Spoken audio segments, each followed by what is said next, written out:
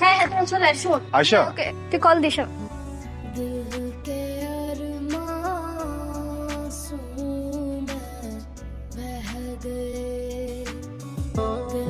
আরে আফি, কি অবস্থা? কতদিন পর হুম, আমাকে পিছন থেকে দেখে চিনে ফেললা? আমি তোমার ছায়া দেখলেও চিনে ফেলবো।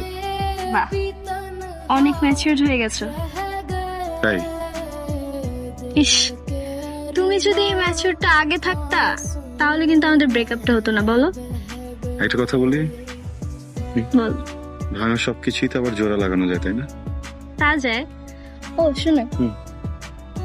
সাহিল এদিকে আসো না। ও হচ্ছে সাহিল, আমার ফিয়ান্সি। আর সাহিল ও হচ্ছে আবির। Nice to meet you, Mr. Abir. তোমরা তাহলে যাও।